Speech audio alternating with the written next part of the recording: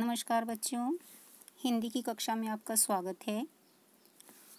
आज हम हिंदी की पाठ्यपुस्तक पावनी का दूसरे अध्याय का अभ्यास करेंगे। मैं आशा करती हूँ कि आपने इस पाठ को पढ़ा होगा तो आप इन प्रश्नों के उत्तर देने में समर्थ हो जाएंगे। तो आइए शुरुआत करते हैं पहले प्रश्न से। बताइए क भाग, पुराने समय में लोग समुद्र कैसे पार करते थे। तो आपने इस प्रश्न में जो शब्द रेखांकित है उस शब्द को ध्यान देते हुए तब उत्तर देना है। पुराने समय में लोग समुद्र को बड़ी बड़ी नौकाओं से पार करते थे। प्रश्न नंबर ख, महिंद कौन थे। महिंद सम्राट अशोक के पुत्र थे। प्रश्न नंबर ग, बुद्ध की मूर्तियाँ सर्वप्रथम कहाँ बनी। बुद्ध की मूर्तियाँ सर्वप्रथम सिंहल देश में बनी। प्रश्न नंबर घ, महिंद अपने साथ बुद्ध का कौन सा चिन्ह ले गए थे। महिंद अपने साथ बुद्ध का बोधि वृक्ष से उत्पन्न पौधा ले गए थे। हमें इन प्रश्नों के उत्तर जो हैं वो अपनी पुस्तक में ही लिखने हैं। प्रश्न नंबर 2, लिखिए।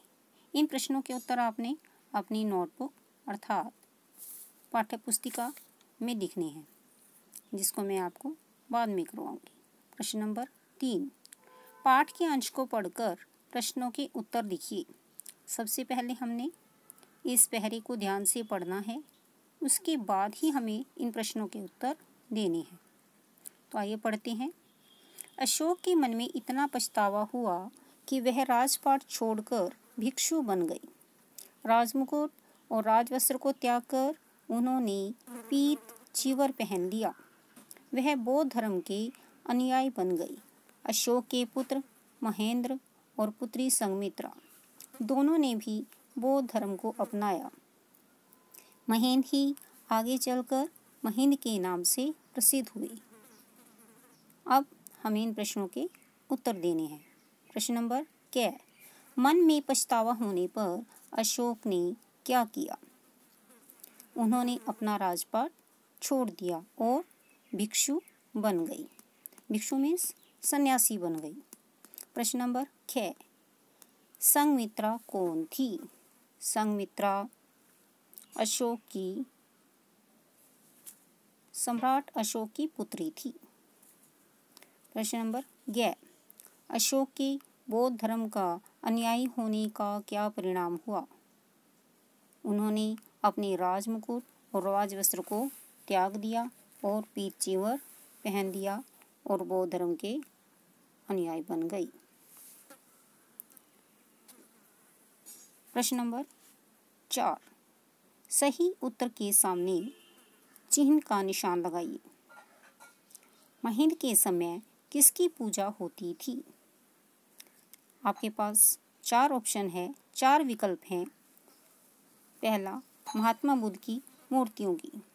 दूसरा, महात्मा बुद्ध के चिन्हों की। तीसरा, महात्मा बुद्ध के स्तूपों की। चौथा, महात्मा बुद्ध के मंदिरों की। इसका सही उत्तर है महात्मा बुद्ध के चिन्हों की, क्योंकि पहले मूर्तियों की पूजा नहीं की जाती थी। प्रश्न नंबर ख, पन्ने की बनी बुद्ध प्रतिमा कहाँ है। पन्ने की बनी बुद्ध प्रतिमा थाईलैंड में है। प्रश्न नंबर ग, महिंद के समय सिंहल की राजधानी क्या थी। महिंद के समय सिंहल की राजधानी अनुराधापुर थी। आपको प्रत्येक प्रश्न में 4 विकल्प दिए गए हैं। उन विकल्पों में से आपने सही विकल्प के सामने टिक मार्क अर्थात सही निशान का चिन्ह लगाना है। ये प्रश्न पहला, तीसरा और चौथा ये आपने अपनी पुस्तक में ही करने हैं और इसको आपने पेंसिल से ही लिखना है। तो आइए अब शुरुआत करते हैं प्रश्न नंबर इस पाठ के कठिन शब्दों की।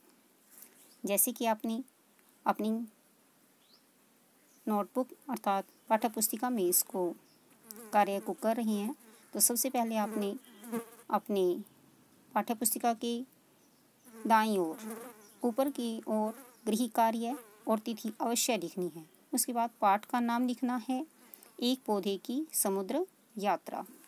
उसके बाद आपने लिखना है कठिन शब्द।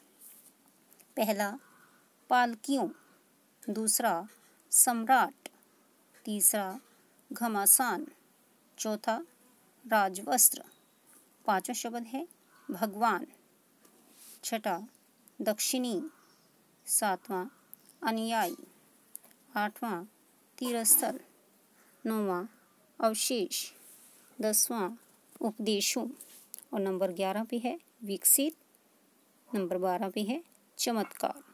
तो ये थे आपके कठिन शब्द। अब आपको करने हैं इसके शब्दार्थ। शब्दार्थ में भी आपने लिखते समय आपको 1 फिंगर या 2 फिंगर का गैप देते हुए लिखना है। सबसे पहले है नौका। नौका, नौका मीन्स नाव अर्थात किश्ती। साम्राज्य, वह राज्य जिसके अधीन कई राज्य हों। घमासान, घमासान मीन्स भयंकर। बंदी, बंदी मीन्स कैदी। भिक्षु, भिक्षु मीन्स भीख मांगने वाला या सन्यासी। अनुयायी, अनुयायी का मतलब होता है अनुसरण करने वाला, नियमों को मानने वाला। तथागत, महात्मा बुद्ध, तथागत का दूसरा नाम महात्मा बुद्ध है। अथाह, अथाह मीन्स गहरा। अवशेष, अवशेष मीन्स बची हुई वस्तु। शिल्पकार मीन्स कलाकार। तो ये थे आपके शब्दार्थ। अब आपको अपनी पाठ्यपुस्तिका में प्रश्न नंबर 2 के उत्तर लिखने हैं। सबसे पहले प्रश्न से शुरुआत करते हैं। सम्राट अशोक भिक्षु क्यों बन गए? कलिंग के युद्ध में हुए नरसंहार को देखकर उनके मन में इतना पछतावा हुआ कि वे राजपाट छोड़कर भिक्षु बन गए। प्रश्न नंबर 2 यह है, अशोक ने अपने पुत्र और पुत्री से क्या कहा? अशोक ने अपने पुत्र व पुत्री से कहा कि वे बौद्ध धर्म का संदेश लेकर भारत के दक्षिण दिशा की तरफ जाओ। प्रश्न नंबर 11, मिहिताले क्या है? मिहिताले सिंहल की राजधानी अनुराधापुर से 8 मील दूरी पर स्थित एक छोटा पहाड़ है, लेकिन अब यह एक तीर्थस्थल बन गया है। यहाँ अनेक धार्मिक स्मारक हैं। प्रश्न नंबर 11, सिंहल में बौद्ध धर्म जीवन के हर अंग में समाया है, यह बात कैसे कही जा सकती है? इसका उत्तर है क्योंकि सिंहल में वहाँ की उनकी नाटक, नृत्य, चित्र, संगीत, साहित्य, भाषा, इन सब में बौद्ध अर्थात बुद्ध के उपदेशों की रंगत समाई हुई है। इसलिए सिंहल में बौद्ध धर्म जीवन के हर अंग में समाया हुआ है। प्रश्न नंबर 18, बोधि वृक्ष की एक शाखा के द्वारा महेंद्र ने क्या चमत्कार कर दिया? उत्तर है बोधि धर्म की एक शाखा के द्वारा महेंद्र ने भारत की धर्म संस्कृति को दूर दूर तक फैला दिया। तो यहाँ पर आपका पाठ समाप्त होता है। आपको ये सभी प्रश्न उत्तर अपनी पाठ्यपुस्तिका में अर्थात नोटबुक में लिखने हैं। यही आपका होमवर्क है। नमस्कार। घर पर ही रहें और सुरक्षित रहें। इसके साथ ही thank you, have a nice day.